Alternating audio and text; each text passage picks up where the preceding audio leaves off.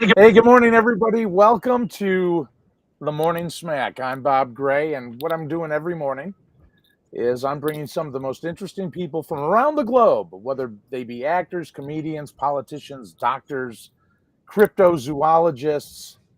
It could be an array of people that you might want to hear what they have to say. It's not about me, although my name's up, so it kind of is about me. My first guest today is a young man I met about, I don't know, 11, 10 years ago. When I was living in Los Angeles on the weekends, I would teach sailing. I did private sailing instruction, and I had a little Craigslist ad. And one of the fellows that signed up for the Craigslist sailing lessons was a man named James Evenson. And he showed up with his girlfriend. We went on the sailing lessons. We became fast friends. James went on to do some amazing things in the world of sailing. He is now sailing around the world, all around the world. And you're going to meet him right now. So from Costa Rica, on his boat, the shores of Costa Rica, ladies and gentlemen, my friend James Evenson. Hello, James. Good morning. Hi, guys. Good morning, Bob. Hey, good to see you again. Thanks, man. You too. It's been more than 11 years, man. I think it's been about 14. Impossible. Yeah. But it's been a long time. And we got along great. In fact, for a while there, we had our boats side by side. We were both living on boats there. We saw each other all the time. You and that big dog. Oh, yeah, that's right. Bo. Yeah, big Bo. And James had a gigantic, what was that? Was that a Rottweiler? Roddy, yeah. Mm-hmm. Yeah, he had a big, and I remember you had me babysit him one night. You had to go somewhere. So Bo was on my boat, and the dog weighed probably 120, 130 pounds, something like that. And in a boat, you've got very little bunks. They're very skinny and small. And Bo was trying to get in there and sleep with me constantly. And I let him up there for a while, but it was just too much. I eventually, he was a good boy, wasn't he? Great dog. Yeah, I spoiled that dog. He slept with me on my boat, on my little Catalina 27. Oh, man, I miss him. I forgot. I haven't thought of him for a while. Thanks for that. Yeah, you took that dog everywhere. That dog was always with you in your van, driving to work. Mm-hmm. He was cool. Anyhow, so what James has done is, oh God, what was it, about 5 to 7 years ago? You ended up getting yourself a catamaran down in St. Pete. 7 years. Yep. 7 years. You bought a catamaran, and you were down in St. Petersburg, Florida. And nothing's working on my thing today. Let's get rid of this. And you decided that you were going to go on a sailing adventure, just crazy adventure that quite personally, I at the time when you told me you were sailing from St. Petersburg, Florida to Cuba, I was worried about it. I said, dude, I've only given you 3 lessons. You're going to sail to, I thought that was, like, in my mind, crazy, because I'm a sprint sailor. You wanted to be a distance sailor. You made it to Cuba, and from there, you went everywhere. Tell the folks at home some of the adventures that you've had. Well, first of all, I'm on anchor right now in Herradura Bay in Costa Rica. So the boat's moving, so this might make you a little seasick watching me. Yeah. I can't do anything about it, so sorry about that. But yeah, after I met Bob, I had a few different boats. I was kind of trading up and trying to, every time I got a new boat, it'd be a little bit bigger, and I was trying to find a cruising boat, and my dream was to go cruising. I never had a real dream of like circumnavigating or anything. I still don't really. But since then, Bob, I've gone about 60,000 miles. And when I found, the first time I found my cruising boat, I was in Marina del Rey. Did you ever see that Morgan that I had? Yes, I remember the 41-foot Morgan. Yeah, I thought that was my boat. Like, I was gonna cruise around the world on that thing, and I just didn't know anything. It's funny that when you're young and you're new at this, that you can make such a bad decision. But I paid a lot more money than the boat was worth, and then I put a lot of money into it, and then I realized later, like, oh, this boat sucks. It doesn't sail well. It's got a shoal draft and a long keel, and it's big and fat. It was like sailing a brick. Yeah, that was. I honestly, at the time when you got that boat, you were so excited about it, and I was like, oh yeah, yeah, I thought, but Why ruin your dream? You were living on it too. Now, as far as a liveaboard, there was a ton of room on that boat. That was a Yeah, it big was boat great to for live on. dock clean. Yeah. Yeah. Those boats were made to be charter boats. Yeah. But for a boat to sail correctly, it needs a tall mast and a long keel, and that helps it go upwind. And it seems like I'm sailing upwind like 90% of the time. It's weird. So you start going around. You're in the Caribbean. You're all over the place, and you ended up meeting a young German girl. She started sailing with you, and the two of you started documenting your adventures in every port that you went to, and you started posting these YouTube shows on, and your YouTube channel has taken off. You're considered a celebrity sailor now. People all around the globe are watching your adventures, including my neighbors next door who Oh, want that's to, yeah, they want to do what you're doing. I tell them, no way. You people are far too stupid to do that. And fun. they'll die for sure. But your Oh man, YouTube, I think anybody can have the skill set. Anybody can cultivate it. no, these people have the mental acuity of a potato. They'll die. I'm doing them a favor by being brutally honest. Because when you're at sea, anything can happen. And if you're 4 or 5 1,000 miles off the coast, there's no Napa auto store that's going to run a part out to you in the middle of the ocean. You have to be prepared for that, and you have to have some sort of mechanical and fix it ability, let's just say. Well, yeah, okay. So you do need that, but I never finished high school. I'm not like the smartest cookie in the jar, but I mean, I do it. I think having some kind of acuity to repair things underway and kind of jerry rig things and figure out how things work, so you can use what you have at hand. You kind of got to be a MacGyver. And let's go back to that. You didn't finish high school, okay, which is the first time I'm hearing. But you got out of high school, ended up going into the Navy, That's right. and you became a navigator on a nuclear sub Yeah. for a kid with no high school education. Yeah. So let me ask you this. What were the qualifications to be a navigator in a nuclear sub? Obviously, not very much. How did they pick you? Seriously, Yeah, how did they pick you? What did they see in you that thought, one, this guy won't go crazy underneath the water for months on end, and two, he might be a good guy to point us in the right direction, this billion-dollar nuclear sub? Well, I didn't start out as a navigator. I started out as I started out as the guy that smashes the trash. and worked up from there. Really, I'm serious. That's a true story. And I had to qualify 12 different watches. Like, I drove the boat, and then I was the guy that like checked on the gauges, and I was the guy that checked on the pedometer, and I was the guy, you know what I mean? Like, I had to learn all those things. It took about, I don't know, I'd say about 2 years. And then I finally qualified enough to impress them enough to qualify for a QM, which is quartermaster, which is the guy that plots and dots on the charts. And I did that for about 3 years, and it was fun. I really enjoyed it. And on a submarine, there's no GPS. GPS doesn't go through the water. So when you're underwater, these things can stay down. The longest we ever stayed down was like 32 days without coming up, and the longest we ever went underway was 89 days. So we would stay down a long time. They're pretty autonomous. And we would do something called dead reckoning, where you take what you do know, you take the speed of the boat, the direction, the direction of the current, and you put that all together, and you extrapolate like pretty much where you are. And then you have a circle of uncertainty that keeps growing with every 15 minutes or something like that. And every couple of days, you go to periscope decks and you get it fixed, and you reset that circle of uncertainty.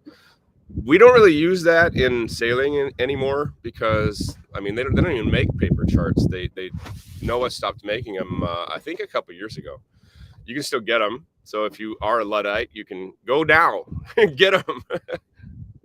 But James, what is the qualifications? How do you know? I mean, I would imagine that being in a submarine can feel very claustrophobic, almost like you're in an underwater coffin. How does the military or the Navy look at a guy like you, is there testing to make sure you're not a psychopath, a claustrophobe, that you won't go bananas when you're under? What do they do psychologically? Well, you have to take an ASVAB test, which is the test to get in the military, and you have to score high enough on that to be able to get into the rate that there's certain. It's just like a machine, you know. If you score between 80 and 90, this is what's open to you. If you score between 90 and 100, this is what's open to you. You can't really change that. So I scored well on the ASVAB test, and I got pretty much my pick. But the problem was I didn't have a GED or a high school diploma. So I picked it, and then they said, "Oh no, you can't. You don't have a diploma. Oh no, you can't do that." So yeah, I had to go back and get my GED, and then I could be a ET on a sub. Yeah, that's But it. being in the well, I would imagine that sailing underwater in a sub for extended time helps you, or at least did help you, when you're doing long runs on top of the water. A lot of that fear of isolation and being out in the middle of nowhere, you're probably accustomed to because. I think like the no sleep thing, the lack of sleep. I got used to that in the Navy, and that's something that happens with sailing. When you're cruising, you're often like, even the last couple of days, I sailed from Panama to Costa Rica this weekend, and it floored me, man. I had a bunch of people on the boat that had never sailed before, so I was basically sailing it solo, and 2 days in a row with no sleep that's hard. One day is okay, but 2 days sucks. So you're sailing the Caribbean. You're on a 36, 37 foot catamaran. I think we have it right here. Yeah, there it is. That's Zingaro. That's what you took off on your adventure with that filthy green dirty bottom because you didn't jump in and clean it during this photo. As a yacht racer myself, I'm ashamed of that photo, but I'm sure you worked on it. But I had some fun on that boat, man. Yeah, it's a cool boat. It's a big box. You're sailing a big tissue box on the water because it's so wide. And you're taking it all over. You and Kim, you're making all these great videos, just wonderful stuff. Everyone's getting into it. You have problems along the way, and you always show how you fix the problems, whether you snap a rudder or you need a part, and you go through how to fix it. So it's educational. But you had a lot of those little issues, and you guys decide to sail in the Pacific towards Tahiti, and you're heading towards Japan and all those places, and you're coming back and you're heading to Hawaii. And that's when disaster strikes. And what we're going to do right now, if I can get it, hang on, we're going to show what happened because honestly, dude, this would have terrified me. James was calm enough, him and Kimmy, to document this adventure coming back, heading to Hawaii.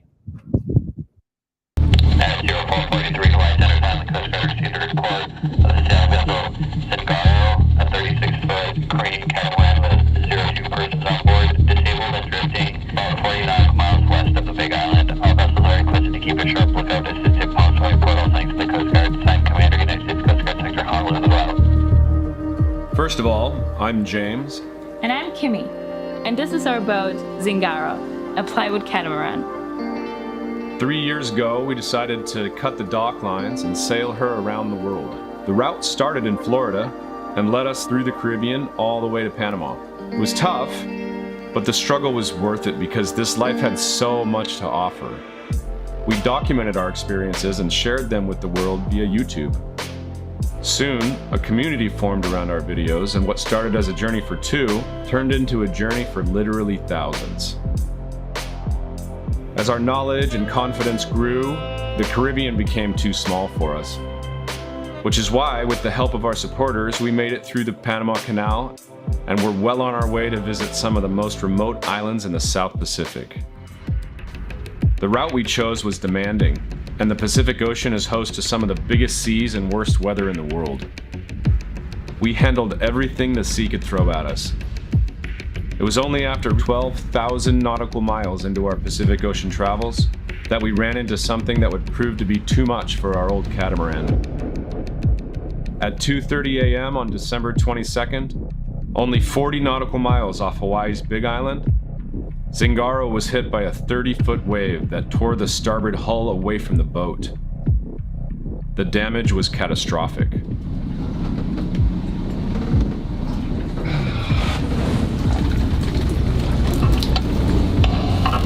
vessel Zingaro, Coast Guard. Roger, that's a good copy, and I'll understand. If we sent a helicopter to your position to hoist you off of your vessel, would you feel comfortable leaving the vessel behind? Over. Man, we're not going to be able to take anything on the helicopter. They don't allow you to take anything. No, we'll wait for the boat. Well, how long is that gonna take them? I'm not going without you either. You know, this could be the new beginning of a great adventure, babe. Maybe we fix this boat, maybe we build another one. This is...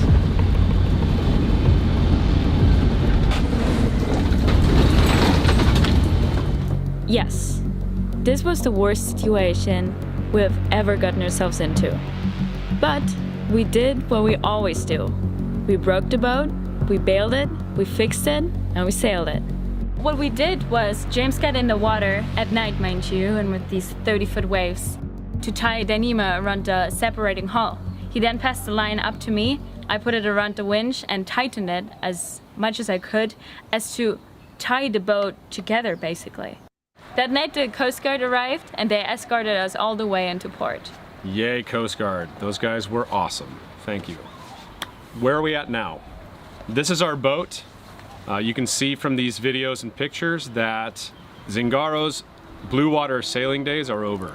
We took her 25,000 miles, further than the original builder could have ever hoped for. I think for a little plywood catamaran from Nova Scotia, Hawaii is quite a nice place to retire.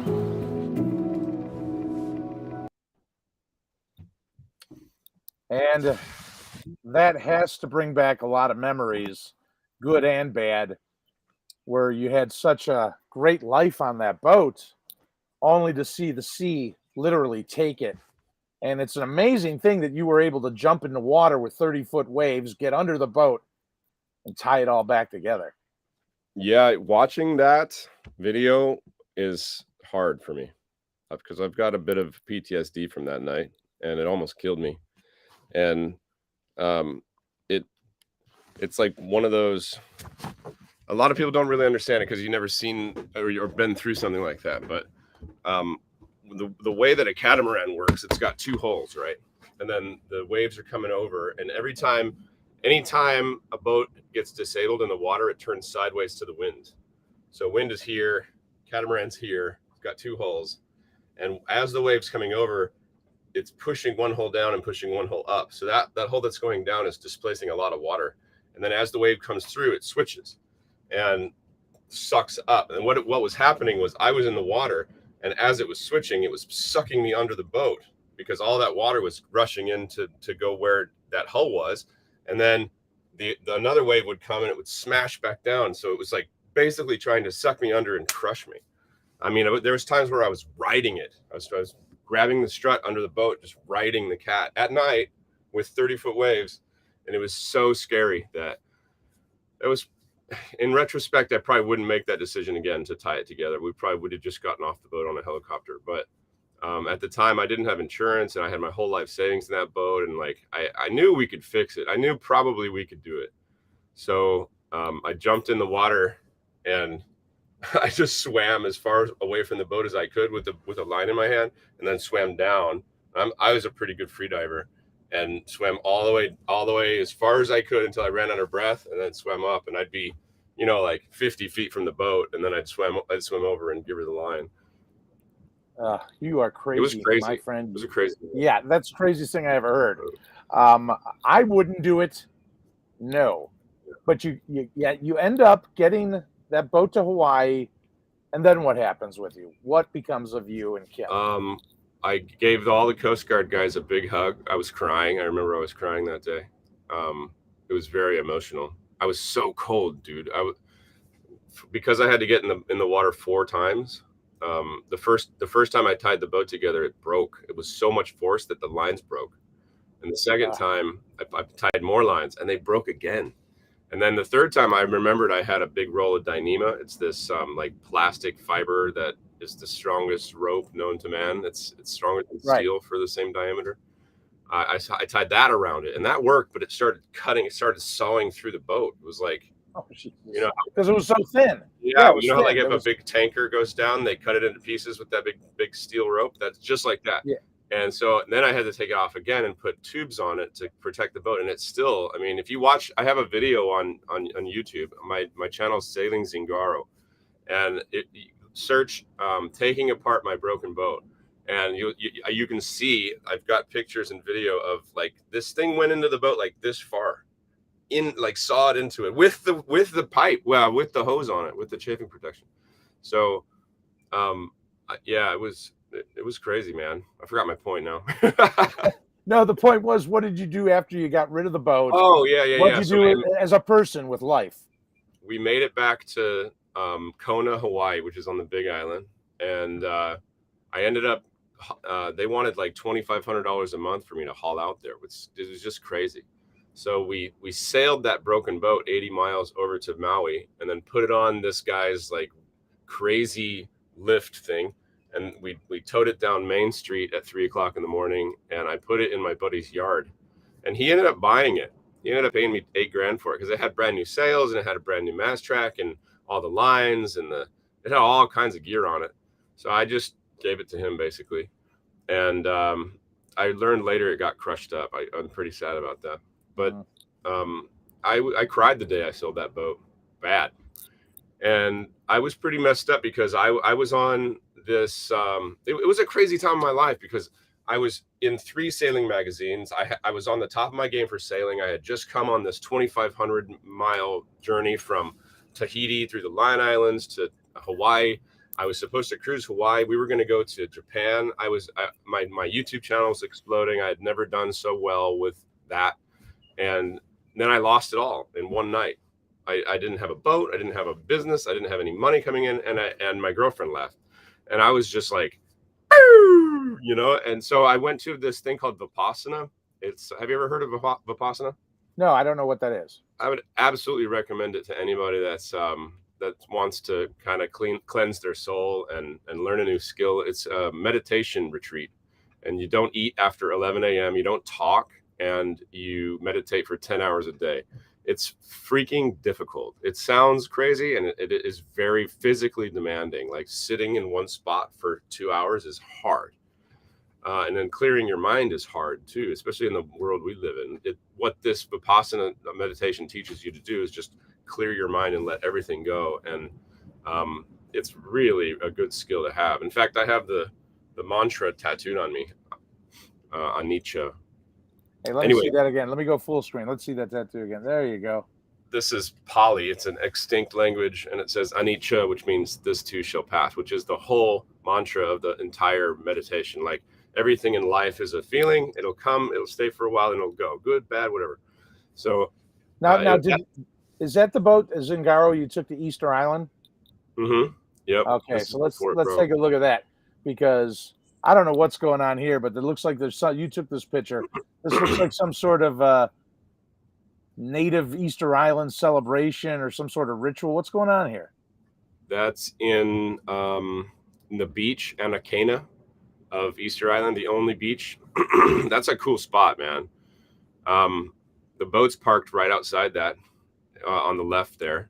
And they're doing a big festival. They have a festival like every couple months, and we just happened to be there while they did this. And so I have drone shots of that too. And they cooked a big pig under the ground. It was really, really cool. It was just a cool experience to be there and see that.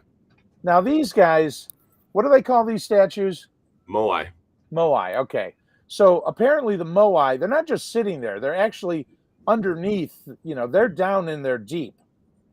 Yeah. So my question to you, James, is who built those Moai? How did they get moved? What's going on? Could it be ancient alien technology that put those there? That's right. I forgot you're into aliens. Bobby, I miss your stories, man. That's awesome. You're still think that a sailboat is the ultimate escape vehicle for alien attack? Obviously. And I've got it well. When we were in Delray, I thought it all out, because if you're an alien and you're blasting everybody, just laser beaming people left and right, they're going to have heat signatures on that alien ship. So if you start your car, they're going to know. They're going to zap you. If you've got your car battery or your boat battery on, they're going to get you. The only way to escape is under the veil of night, under sail, where you go stealthily. And Catalina Island, there's an old abandoned silver mine in Catalina Island. You anchor the boat, you get at that mine, you just hold out for a while. You'll make Live in the it. mine. Oh Jesus! I just told everybody my plan. Everybody's gonna live in that mine with you now. Yeah. But you got to throw a flare in first to smoke out the bats, I'm sure. Or the other people. But yeah, that's how you got to do it. You got to do it stealthy. If aliens are going to see you, but if you're on a sailboat at night, no power, no motor, they'll never know. They'll think you're a whale or something. Yes, of course. So, but anyhow, yeah, let's look yeah, at the that Moai. again. Yeah, it might have been aliens. That's the $1 million question there in Easter Island, is how did the Moais get placed there? Because they weigh about 80 tons, and the hats on top weigh a lot too. The hats are different rock. They're a volcanic rock from a different part of the island, and all of the Moai on the entire island are carved from one volcano. It's called Ranuraku, and they're all carved from the mountain in place, and then they're in various stages on the mountain. I'm sure you guys have all seen the famous picture where like a few of them are kind of walking down the mountain. They look like they're all walking down the mountain. Well, they think that they either rocked them with ropes or that's how they went extinct. They cut down all the trees and rolled them on the trees. And then the birds stopped coming to the island, so they didn't have any birds to eat, and they all died of starvation and warred with each other. And when they found the island, it was deserted, and all those Moai were broken and on the ground. So they think what happened was there was 12 tribes, and they all started warring because of lack of food, and they all started kicking each other's Moais over, and they just all died. That's pretty crazy story. Yeah, I mean, just the fact that a human being back. How old are those statues? They think they're from about 1100. The year 1100. Yeah. How the heck did they move? Well, that's for another show, I guess. And we'll be having a UFO show and an alien show. I want to be on that one. You do? Yeah. Hey, have you ever seen anything weird? Oh yeah. At night while you're sailing out there? Anything that you're like, hey, that looks like a UFO? Yeah. I'm pretty sure you have a UFO. Yeah. What'd you see? I saw almost like a firework. I thought it was like a meteor. It looked like a meteor. And it was coming down, but then it stopped, and then it went back, then it went up and down, and then it turned off, and then it turned back on. And I was like, man, I don't know. And that's in the middle of the water. There's just no way it could be anything else. That was a UFO. Well, why would it be on fire? What was the shape? Was it tubular or round? It was round. Uh-huh. Yeah, but it was far away. I didn't see like a shape. I was too far away to see a shape. I just saw a piece of light. Because a lot of I know a lot of pilots, commercial pilots, and I ask them all the time, and almost every single one of them has said they've seen something. I guess there's probably not as much of a stigma anymore about that. Hey, you guys want to see around in Costa Rica real quick? Yeah. Let me. This is my new boat. This is my. I bought a monohull because I have a little bit of PTSD from this catamaran thing. But we're anchored in this bay called Herradura Bay. It's Horseshoe Bay in English. Uh-huh. There's all the that's great boats. That's my buddy. We've been buddy boating for a couple months together, Richard. And then that's the sea. Actually, you can see the other side of the Punta Arenas Bay. So we're in Horseshoe Bay. It goes around this way, and then this on the other side is Punta Arenas Bay. It's a huge bay in Costa Rica. Oh, this is great, dude. Thank you, Elon Musk, for Starlink. Right. Because we would have never been able to do this sort of walk around tour without him. Well, Starlink. Yeah. It's pretty neat. So you guys go on these adventures before. Hang on. Let me. there's some great fishing down there. Oh yeah. I And fish let's almost take, every day, man. I'm a pretty good spear fisherman now. let's take a. Oh, that's not fishing. What happened? more Where's my moai. fishing? Yeah, that's more moai. Hang on. There we go. Yep, Look at that beauty. that's a blue jack. Good fish. That's a blue jack. Gorgeous. And then you guys look at the size of that thing. That's a wahoo. We caught that on the back of the boat. We didn't spear that one. And then this picture's got to be the sexiest picture I've ever seen. I hope I'm going to call up the right one. I hope it's not you. Check this out. Oh my God, does she look fantastic? Yeah. That if you're a fisherman, this is your dream photo. Hot chick with a gigantic fish over her shoulder. Yeah, we took about 100 pictures to get that one, and that fish is not light. That was like a 40-pound fish. So she was like, she couldn't hold it up very long. So we'd get like 3 pictures, and then she'd have to drop it, and then she picked it back up. So it looks super cool, but it was totally staged. Totally staged. You're kidding me. Yeah. We tried for like an hour. Staged like perhaps this photo. Yeah, that's staged too. Yep. Is that also in a group of probably 50 photos that I was like, well, we need some stuff because we needed some stuff for our sponsors, for that looks like some sort of GQ modeling photo. Like awesome. Or Ray-Ban sunglasses. Oh, I think that was what it was for. It was for the sunglass company. Oh, and there's one there, of course. That's a looking cool like you're trying something really amazing. God knows what you're doing, but man, I missed that boat, Bob. That boat was so fun. But I'm glad this picture's going to be sideways. But I'm glad to see you got a new dinghy. Oh yeah, the old folded boat. That boat drove me crazy, and this one looks much nicer. That is an OC tender from New Zealand. I have one right here too. I have that one. It's a cool story actually. I had this like really crappy porta boat, so it kept dying and sinking. I must have had my dinghy, my motor underwater like 12 times, and I called this company OC Tenders, and they said, yeah, we'll give you a dinghy, sure, you're doing it.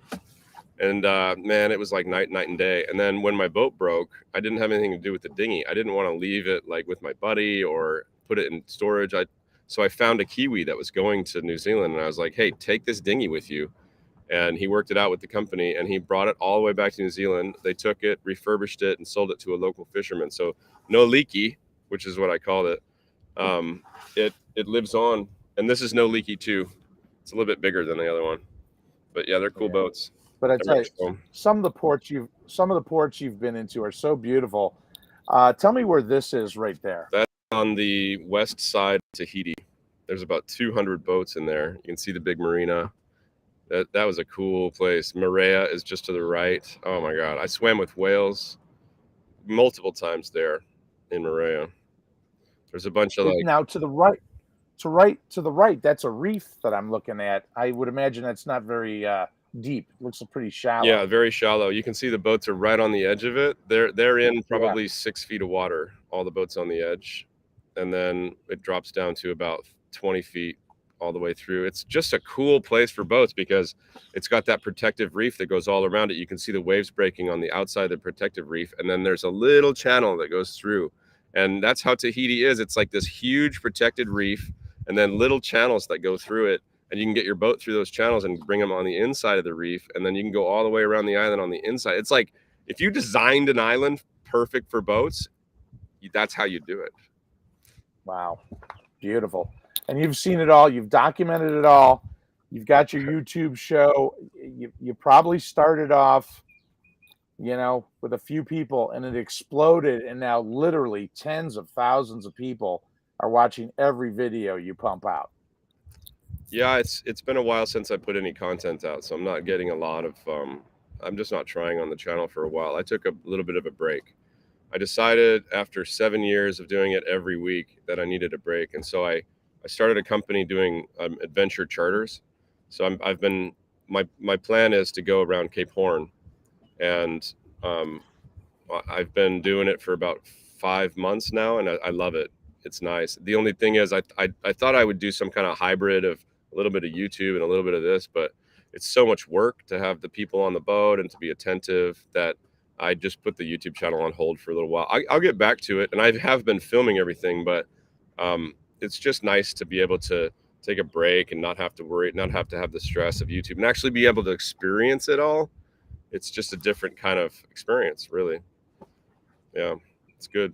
Well, you're going around Cape Horn, and I want to remind you again that during the 1800s, only 33% of the boats that went around it made it. 66%. Now, having said that, those were big log wooden, frigates and stuff. You're in a modern, strong sailboat. I'm sure you'll be fine, but just in case, you might want to include me in your will. For what, man? Everything's in the boat. If the boat goes down, you get nothing. Oh, you know what I'll end up probably getting stuck with is a funeral bill. Never mind. Let's not do that. Yeah, I have an oyster now. So I went from a very light 6-ton catamaran to a very heavy 24-ton monohull boat, and I like this boat a lot better. It's the motion on it's better. I'm gonna do a video about this. I still haven't done a video about why I chose a monohull over a cat, because not many people go backwards like that from cat to mono. But yeah, I like it a lot better. And yeah, the Cape Horn thing, I mean, not a lot of people die on Cape Horn anymore, but it's purported to be the biggest graveyard in the world. Like more than 10,000 sailors are under there, and probably a lot of gold. There's a lot of gold, and they can't get to it. The water's too rough. The water's too deep. So tell me more about these, how people can get involved with these adventure cruises with you. I mean, that sounds great. So if you go to sailingzingaro.com, you can see that my schedule and where we've been, where we're going. We're on schedule. We're still chugging. We're leaving. We're actually leaving for Galapagos in 2 days. My crew flies in tomorrow. As soon as this is over, I'm going to the capital city via taxi, and I'm gonna pay for Isla del Coco, which Isla del Coco is an awesome spot, man. It's a UNESCO World Heritage Site. It's a shark sanctuary. There's all kinds of sharks there: tiger sharks, hammerhead shark, Galapagos sharks, bull sharks. And then we're basically hopping from Isla del Coco, Galapagos, Easter Island, Chile, and then we have 4 months in Chile around Cape Horn. We're going to Antarctica, dude. Antarctica. Did I tell you that? No, you didn't tell me. Yeah. We're going. I'm not selling that passage. I'm just taking professional sailors on that one. But yeah, we're gonna cross the Drake Passage, and we're gonna go to Deception Island in Antarctica. So wait a minute. Do you have clothes for Antarctica? Do you have a snowsuit? Do you have some boots? No, I have to get all that stuff, but I have time. I don't have anything. I have a set of fowlies, and I have a knit cap, and I have a wool sweater. I've seen those guys, the way they dress down there. You're going to need a full setup, man. Well, we're going to go in the dead of summer. It's going to be like January 1st when we go there. So summer switched on the southern hemisphere. Yeah, that's so weird. January 1st, I'm not leaving the house. January 1st, you're sailing around Cape Horn. Crazy. Yeah. But people can go on your site. They can check the calendar. They can book a trip with you, and you'll play guitar for them. They'll eat nicely. A ton of fish, like we showed earlier in the photos. Yeah. And we eat all kinds of. We eat very, very well. Smoothies in the morning, a lot of fresh fruit and vegetables, and we're basically pescatarians. I mean, I cook chicken and beef for the crew if they want it, but I don't have a lot of freezer space, even on a 50-foot boat. There's not enough to have like a steak every night for everybody. So we fish off the boat and we spearfish, and that's kind of our sustenance. And then there's 4 spots on the boat. To make it comfortable, I don't sell more than 4. And yeah, they're pretty tight knit, cool, close quasi charters. I tell people it's not a charter, it's an experience, because you're going to help with dishes, you're going to be part of the crew, you're going to pull lines, it's going to be sailing. I'm not going to be waiting on you making drinks for you. Right. You make them do the work, much like I did to you when you took sailing lessons. That's right. And let's just be honest, Bob, when you took me for sailing lessons, I remember that you were just sitting on your boat chilling, drinking beer, and not really teaching me much. And I was like, dude, what are you doing? What is that? And he's like, oh, you'll learn that on your second lesson, no problem. But you learned how to sail, because sailing is a hands-on experience. I can teach you theory. I can give you the ASA book. I can sit down, but to talk to you, and I would talk to you. It's not like I just went down and took a nap and gave you the tiller. But I would talk to you. You would feel it. You know, when a gust of wind hits its sail, you start to get a lift, and the boat wants to go into the wind so it can kill itself, so it can stop sailing. It wants to go into the wind so it can luff, and you got to control the boat. And I always said, you control the boat doesn't control you. And you learned that with me, and that's how you have to do it. You have to be hands-on. One thing that you told me that I'll never forget, that I use still today when I teach other people, is you would say you need to fill the wind with the sails with wind. You need to fill the sails with wind. And at the time, I didn't know what you were talking about. Like, okay, well, I don't know what that means. Like, make the wind go. But now I totally understand it. You need to shape the sail so it's not luffing all around. You need to shape it so it's a wing, and so it's always filled with wind. And when you move and it starts moving around, then you need to just mess with everything until it's a wing again. That's pretty much all the sailing is. It's not very difficult. Yeah, but there is a difference between sailing and sailing fast, and that's my expertise. As you know, I was the 3-time Los Angeles champion. Yeah, you're a badass. Yeah, I was a badass. Remember how they hated the name of? I had a 27-foot sailboat, and its name was Blow Me. I love that boat. And the other sailors, the rich, snooty millionaires and TV producers, they hated it, and they really hated it when I would get in front of them, and they'd have to look at my Blow Me logo all around the race course. And then when you would win, they would say Blow Me Down. They wouldn't say the real name. That was a California yacht club. They were the only yacht club that made me call it Blow Me Down. Everyone else loved Blow Me. That's hoity-toity as hell, man. They'd love the oyster there, I'm sure. Oh, yeah. They'd love that boat because they'd think that, you're some fat cat, and they'd give you a free initiation to the club. Yeah, I know how they work over there. But I loved beating those Cal Yacht Club people. They were my enemies. All of them. I remember being with you one time. I don't like racing, to tell you the truth. I just like chilling, making a sandwich, turning on the autopilot, watching the stars. But Bob was on the radio like every 10 seconds, like, you asshole, you were over. You get intense, man. Oh, yeah. No, I don't monkey around. I got scars all over my legs to prove it, from bashing, into winch handles and stuff like that. But you were on a race with me. I know exactly what it was. You probably threw it away. You, me, your ex-girlfriend, Kate, my ex-girlfriend, Liza. We were in the Robert Baker race. Do you remember this? Yeah, that was the one. We went out and raced, and I gave you the trophy. Oh, did you? Oh, that's right. The little. No, you know what happened to that trophy? It burned down. Oh no, we didn't even talk about that. Yeah. Oh, That boat burned down. So James bought a 28-foot Islander, and I looked at it with him, and the interior of this boat had the nicest wood I've ever seen. Mahogany, beautiful, not a nick shine. It was beautiful. It looked like Liberace's house. Yeah, it was a nice. It was that nice. And so James was living on that boat, and he was off the boat, and he hired a guy, we'll keep his name out of it, to work on the engine. I don't even remember. Pardon me. I didn't trust that guy. I saw him around. He tried to sue me, dude. Did I tell you that? Yeah. He tried to sue me. He burned my boat down. He tried to sue me. So this guy, he's working in the cockpit, working on the boat, and he pulls the carburetor off, which of course is what feeds the gas, with a fully lit cigarette in his mouth. Yeah, that's what happened. There's an explosion, blows this guy into Marina Del Rey into the water.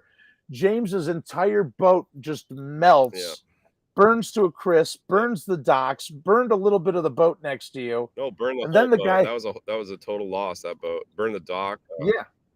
Oh, it was a mess. And then the guy has the audacity to try to sue you for smoking while he's working on your fuel system. Yeah.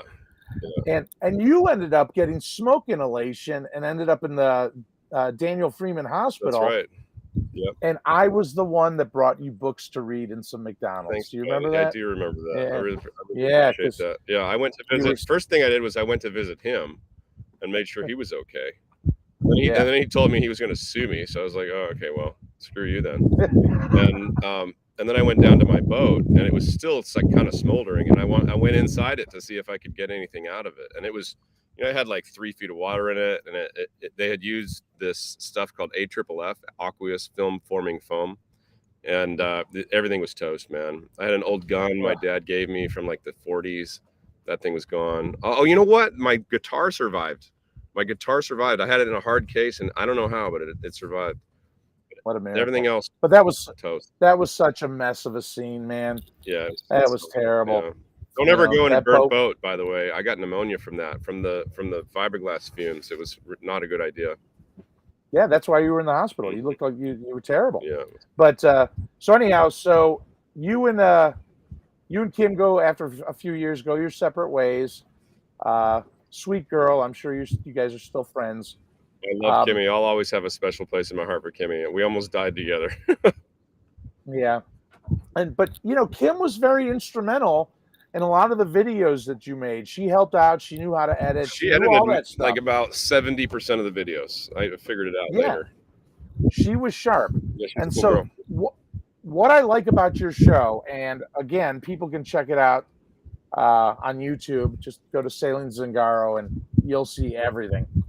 But what I like about your shows is not only do you give a travel log, you show how you get there and any problems, but when you get there, you show what's going on, you show the community, and you'll tell the history, and you do it in such a way that is just so fun to watch. And I got to hand it to you. Your editing and shooting skills are great, and I've been doing it for 40 years, and you do a really nice job. I'm proud of you with that. Appreciate it. And I want to show everyone a little example of what you do when you get into these different ports and different villages and everything that you break down. It's really fascinating. So we're going to take a look at that right now.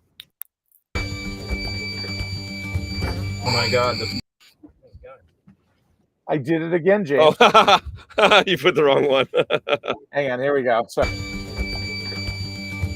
Oh my God, the belt blew. This line exploded.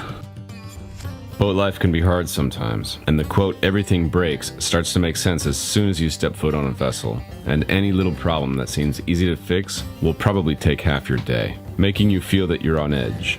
But that's just part of the adventure, and the reward is too big to ever get disappointed.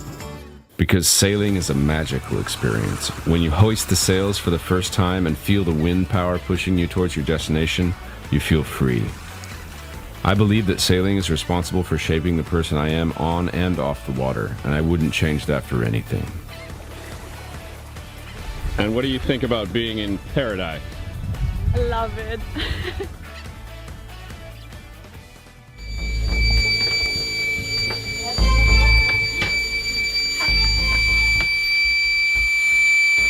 Oh my God, the belt blew. Okay, we lost the belt.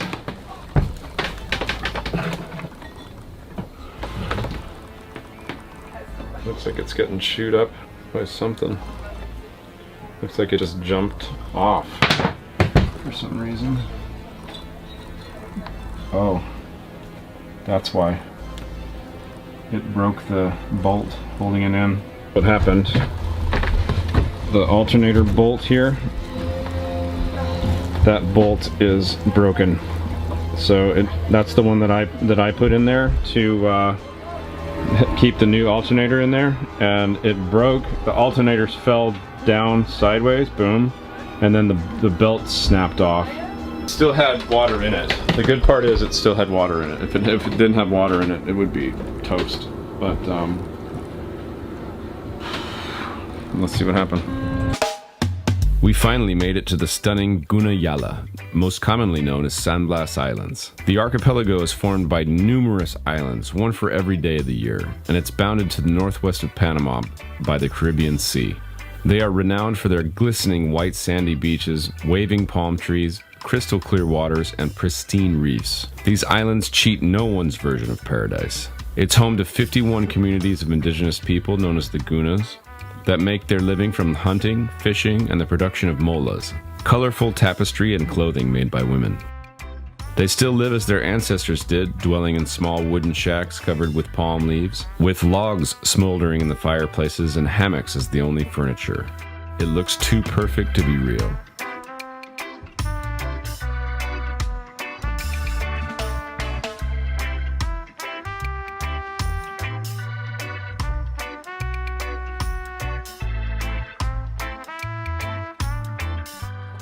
So we made it to the San Blas Islands. Hermoso. Qué increíble cómo las personas viven ahí. The crew awakens. Good morning. And what do you think about being in paradise? I love it. Just met a guy on a boat. He's gonna bring us some coconuts. Mwah. Yeah, I can't wait for coconuts. The coconuts here are some of the best in the world. Heidi, you feeling better? Yes. Last night was a good night's sleep or bad? Good, very good. Thank you for this quiet place here. No problem. Yeah. Heidi got a little sick last night because we were rolling pretty good. There was no wind. We had the motor here the whole way. But it wasn't too bad. And when we got here, this is all protected by reef. So all of this in here, this is all coral reef in here. It goes out to about that island and then extends just a little farther. So we've got so much reef. Nestor lives over there with his mom and dad, and he went to get us some coconuts. What a nice guy. Hello. Hi guys. Are these your children? Yes. What are your names? Marlenis. Nice to meet you, Marlenis. So your name is Nestor, right? Yeah. I think I met you last time I was here. You talked to all the cruisers, right? That come in here? I bought some water from you last time. Right. Well, look at those coconuts. They look perfect. Oh my gosh. Hey, you know need the Kuna flag? Kuna flag? Kuna flag, yeah. How much is it? $10. Oh, I do want a Kuna flag. And the coconuts are still $2 each, right? Yeah. Okay. Oh, very cool, man. This is for the flag. Yeah. Did you make it? This is the making of my mother-in-law. Oh shoot, there's two. Can you hold it open for me? Oh, I love it. The flag, the island flag. Yeah, very cool. Flag. What does it mean? Do you know the meaning of the... I have the second flag. This is the revolution flag. Yeah? This is only for the island. I love it. It's very pretty. The Guna Revolution was an uprising by the Kuna Indians to declare independence from the Panamanian authorities who were attempting to force them to adopt Hispanic culture by military action. This was in February 1925. Traditionally, before Panama's declaration of independence from Colombia in 1903, the Kuna Indians were able to cooperate with the Colombian government and live peacefully by their own laws and customs. The Kuna felt that the revolution was crucial for their ethnic survival, as the laws implemented by the new Panamanian government directly impacted traditional Kuna education, dress, and customs. Following mediation by the United States, the Guna reunited with Panama and, with the support of the government, created an autonomous territory called the Gunayala District for the indigenous inhabitants, which they would rule themselves. The revolution flag uses ancient symbols for the Kuna culture, a swastika. For them, the cross means that there are Kunas in the north, south, east, and west, and a Kuna is never alone. Thank you. I appreciate it. That is cool, and that's just a portion of what you do, which is really informative, and I think it makes people want to go to these places. I have one question, though. That boat that came up with Nestor and those two tiny children, I don't think I saw a single life jacket on that boat. No, they don't use life jackets. They're water people, man. The Kuna. They're very small people too. That's why they're tiny. But I don't care if they're water people. People can still sink.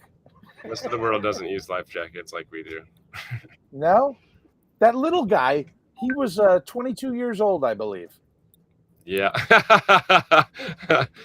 Oh man, I miss you, buddy. Yeah, but you know we were talking about the swastika the other day. Most people don't realize that the swastika was not originally a Nazi design. Yeah, it's old. Even going back, the Dalai Lama has a swastika behind him. It's an ancient symbol. It's not, Hitler kind of screwed it up for everybody. Yeah, he defamed it. But yeah, the swastika is a really old kind of religious symbol. It's pretty cool. I didn't know that either, actually. I wondered. I mean, I kind of figured, but I wondered why they used that, and it turns out it's a very, very old symbol. Yeah, I mean, is there no length to the things Hitler screwed up? Right. Like Hitler totally ruined a perfectly good mustache style. Before Hitler had it, Charlie Chaplin had it, Laurel and Hardy had it. You're never going to see that mustache again. No, ever. Nobody would dare wear that. No, what a jerk. I hate him. Yeah. So what we talked about what's next. You're going to be bolting to Antarctica and around the Horn, and I'd love to get you up here in Ohio. In the next couple of years, all right, I've got a plot for you. I've got a trip. Next couple of years, if I pick up like a 30-foot boat, we should sail across Lake Erie, across Lake Ontario, get into the locks, get into the St. Lawrence Seaway. And originally I thought it'd be kind of cool to sail all the way the Seaway and out to Nova Scotia. But you know what? We could just go to Quebec. It's right on the water there, and party like rock stars. I'll do that for sure. Yeah, that's part of the Great Circle Loop, right? Is it the Circle Loop or the Continental Loop? I don't know the difference. I'm not sure, but yeah, I'll do that. I've always wanted to. I've never cruised in the States. I've never done the intercoastal. I've never done any of that. So I'd love to do that. Sailing in freshwater would be a change. Well, we're here on Lake Erie, and when you're on it, it looks like the ocean. The only difference, because it's so big, the only difference with Lake Erie is in California, your wave action was generated by tide usually, unless it was super windy. But you had some nice 14, 15-second intervals between waves. It was smoother. Here, everything, for the most part, is wind generated. And if you get wind, you're getting waves from everywhere, and your boat's it's like a washing machine when it's rough here. You'll come back after sailing on a rough day, and you'll be like, man, I need a nap and a banana. Yeah. I mean, you're a wreck. Yeah. And by the way, those coconuts look great. I'm sure they were delicious when you got a hold of them. Yeah, coconuts are, a lot of people don't realize coconuts can differ from island to island. It's not like all coconuts are created equal. Coconuts can differ from tree to tree. So the ones that they have in the San Blas are really, really good. Yeah. That's amazing. Oh, you know what I forgot to do? I forgot to put in my, don't forget, we got to talk about our sponsors real quick, James. Yes, sir. I got to go, buddy. I got a taxi's waiting for me. And you're off to San Jose. Yes, sir. I'm getting permission to go to Isla del Coco, and then we're going to Galapagos, and then we're heading from Galapagos to Easter Island, Puerto Montt, Chile. I've got 3 months in Patagonia, which is going to be epic on a sailboat. And I'm selling spots for all those trips. So if you guys want to join me, it's sailingzingaro.com. Go check it out. Hey, if I come down, do I have to pay for that trip? Oh no, man. You just pay for your food and your cigarettes. That could be thousands of dollars. I don't allow smoking on the boat though, so you might not want to come. You'd have to quit smoking. You son of a bitch. Yeah, sorry. It's a hard, fast rule, man. That's all right. I'm not smoking now anyhow. So there you go. Good. Yeah. Good. All right. Thank you for your time. It's been a pleasure seeing you in Costa Rica and seeing you again. And Starlink. It's been a beautiful time talking to you, Bob. Thank you very much. I appreciate it. And Starlink will keep us connected. So if you don't mind, we'd like to maybe when you go to Antarctica, we'll drop in again because that would be super interesting. Super cool. Yeah. Yeah. All right, James. Thank you so much, buddy. We'll talk to you soon. Peace, love, bro. All right. That was James Evenson, celebrity sailor. I taught him how to sail. He knew nothing prior to me. And now he's sailing around the world. I hope you like some of the adventures and, some of the videos that he provided. They're really neat. The pictures are great. And he's doing it. And he's got a successful YouTube channel. He, as long as he keeps making videos, he doesn't have to work again. He just cashes in on that cow. By the way, I want to thank some of my sponsors. G-Licious Pizza. Oh my gosh. Get the barbecue chicken pizza. They're the home of the Big Dill Pizza. Lake Laser Engraving in Menor Headlands and the IGA Plaza. They do all my laser work. And let's not forget the Red Hawk Grill with the largest patio in Lake County. Always fun in the summertime. And then you've got Embers Fireplaces on Menor Avenue. Go see Ben Holt. Their fireplaces are fantastic. And they also sell barbecue grills. And it's that time of season. And the Great Treasure Warehouse in the Great Lakes Mall. If you want to find any kind of product, they've got a 1,600 square foot store now. And finally, my good buddy Bob and the people at the Great Scott Tavern in Euclid. If you're hungry, that's where you want to go. Folks, tune in with me tomorrow and every day right here for the Morning Smack. It's been a pleasure seeing you once again.